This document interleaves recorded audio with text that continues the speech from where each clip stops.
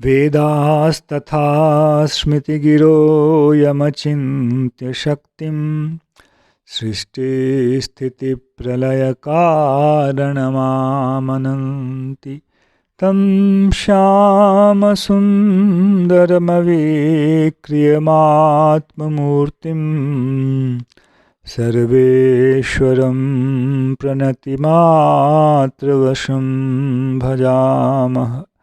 अज्ञाननिरधिरुपैति यया विशोषं भक्तिः परापि भजते परिपोषमुच्चैः तत्त्वं परं स्फुरति दुर्गममप्यजस्रं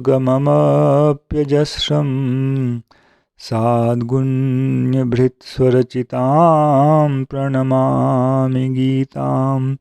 नारायणं नमस्कृत्य नरं चैव नरोत्तमं देवीं सरस्वतीं व्यासं ततो जयमुदीरयेत्। हरे कृष्ण कृष्ण कृष्ण हरे हरे, हरे राम राम राम हरे हरे। गीता मंजरी का यह 77वां अंक है। विगत अंक में हम लोगों ने द्वितीय अध्याय के 11वें श्लोक पर चर्चा की कि किस प्रकार अगत अशून और गत अशून इन दोनों पदों के द्वारा भगवान आत्मा को लक्ष्य कर रहे हैं, ना कि देह को लक्ष्य कर रहे हैं। इस विषय का स्पष्टीकरण अगले श्लोक में होता है। न त्वेवाहं जातु नासं न त्वं नेमे जनाधिपाः न चैव न भविष्यामः सर्वे वयमतः परम। भगवान कह रहे हैं, अर्जुन, ऐसा कभी नहीं था कि मैं नहीं था, ऐसा कभी नहीं हुआ कि तुम नहीं थे, ऐसा कभी नहीं हुआ कि ये राजा लोग नहीं थे, और ऐसा भी नहीं होगा कि भविष्य में हम सब लोग नहीं रहेंगे। इसके बाद हम कल भी थे, आज भी हैं और आगे भी सदा के लिए रहेंगे। इस श्लोक के साथ जब पिछले श्लोक को मिलाकर हम देखते हैं तो यह स्पष्ट हो जाता है कि पिछले श्लोक में गतासून अगतासून ये दोनों शब्द जो हैं देह को लक्ष्य कर नहीं कहे गए हैं कि जिस देह से प्राण निकल जाते हैं उसके लिए भी पंडित लोग शोक नहीं करते, जिससे प्राण नहीं निकलते हैं उसके लिए भी शोक नहीं करते हैं। यह अर्थ संगत नहीं होता है वर्तमान श्लोक के साथ यदि हम जोड़कर उसे देखें। क्योंकि यदि दैहिक दृष्टि को हम सामने रखें तो यह कहना कि ऐसा कभी नहीं था अर्जुन जब तुम नहीं थे, ऐसा कभी नहीं था जब ये राजा लोग नहीं थे, और ऐसा कभी नहीं होगा कि तुम नहीं रहोगे, ये राजा लोग नहीं रहेंगे, यह कथन दैहिक दृष्टि से सत्य नहीं हो सकता है। क्यों? कुरुक्षेत्र युद्ध से करीब 100 वर्ष पहले अर्जुन का जन्म हुआ है। युद्ध के बाद चाहे अर्जुन शरीर छोड़ दें अथवा ये राजा लोग शरीर छोड़ दें, उन राजाओं ने अपने शरीर को छोड़ दिया जो हजारों लोग वहाँ आए थे युद्ध करने के लिए। इसलिए शरीर जो है यह चर्चा का केंद्र यहाँ भगवान नहीं बना रहे हैं। अर्जुन शरीर में दृष्टि रखकर अपना तर्क दे रहे थे और भगवान वहाँ से अर्जुन की दृष्टि को हटाकर आत्मा के प्रति लाना चाह रहे हैं।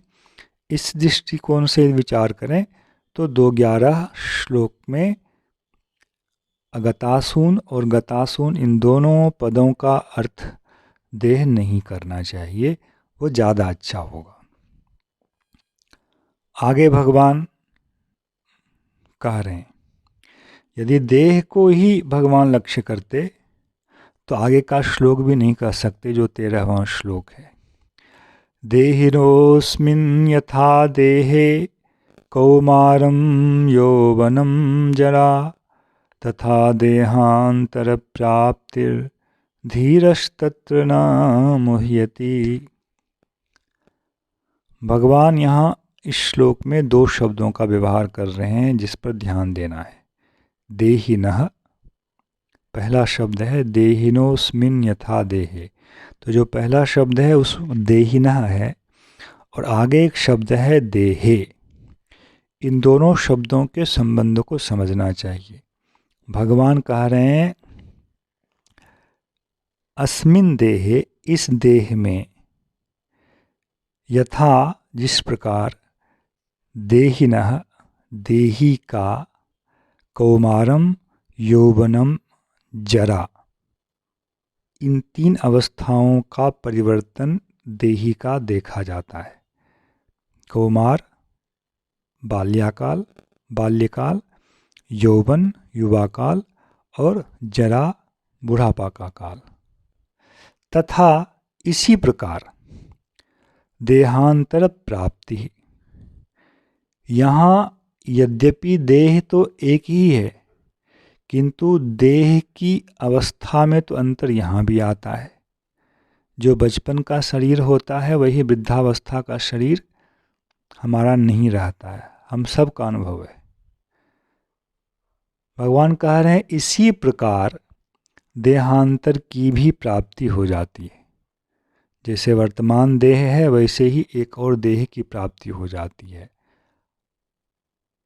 अतः पहले श्लोक से अर्थात 2:11 श्लोक से भगवान दैहिक दृष्टि को हटाने की बात कर रहे हैं, और 2:12वें श्लोक में भी भगवान ने यह नहीं कहा है कि देह नित्य है। देह सब दिन वर्तमान रहता है। देह तो एक क्षण के लिए भी स्थायी नहीं है। क्यों? प्रति क्षण ही इसमें परिवर्तन हो रहा है। एक समय आएगा कि यह देह छूट जाएगा और नए देह की प्राप्ति हो जाएगी। वह देह बिल्कुल ही अलग होगा, यह बात सत्य है। किंतु भगवान देह से हटा करके दृष्टि को देही पर केंद्रित कराना चाहते हैं। तो जो इस विषय को समझ लेंगे कि इस देह में एक देही रहता है, जो इस देह का स्वामी कहलाता है। देही का अर्थ होता है यह देह जिसका है, उसे देही बोलते हैं। दूसरे शब्द में सोचें तो यह शरीर है, और यह शरीर जिसका है उसे शरीरी कहते हैं। तो शरीरी के इस शरीर में जिस प्रकार बाल्यावस्था, युवावस्था और वृद्धावस्था रूप परिवर्तन होता है, देहांतर होता है, एक देह रहने पर भी देह के अंतर्गत अंतर होता है, परिवर्तन होता है, वैसे ही एक समय आता है जब देही इस देह को तो छोड़ देता है और उसे पुनः फिर एक नए देह की प्राप्ति होती है, देहांतर प्राप्ति। इसलिए इस श्लोक में आकर भगवान ने इन दो विषयों को स्पष्ट कर दिया। एक देही का विषय है और एक देह का विषय है। अर्जुन, तुम देह को लक्ष्य कर शोक कर रहे हो। देह को लक्ष्य करने वाला शोक करेगा ही, किंतु तुम अपनी दृष्टि को इस देह से हटाकर देही पर केंद्रित करो। और जो व्यक्ति इस तथ्य को समझता है वह फिर धीर हो जाता है। धीर व्यवहार में हम लोग समझते हैं धीर स्थिर होना, अर्थात उसकी बुद्धि में वह चंचलता नहीं रहती है, वह एकदम शांत होता है। इसलिए तत्र न मुह्यते। तत्र का मतलब है देह के परिवर्तन होने के विषय में वह मोह नहीं करता है। भगवान ने यह इंगित कर दिया, अर्जुन तुम्हें मोह हो रहा है, और मोह का कारण है दैहिक दृष्टि। इस मोह को यदि तुम त्याग करना चाहते हो तो देह से अपनी दृष्टि को हटाकर इस देह में रहने वाले पर केंद्रित करो, क्योंकि जब भी निःश्रेय की बात आएगी और तो देह पर से दृष्टि को हटाना ही पड़ेगा, क्योंकि देह को केंद्रित कर निःश्रेय की चर्चा नहीं की जा सकती है। देह को केंद्रित कर केवल प्रेय की चर्चा की जा सकती है। निःश्रेय परम मंगल यह किसको चाहिए? इसका जो पात्र है वह यह देह नहीं है, वह देही है। इसलिए तुम्हारे प्रश्न के अनुरूप और तुम्हारी जो मौलिक समस्या है उस समस्या के अनुरूप समाधान यही है कि अपनी दृष्टि को देह से हटाओ।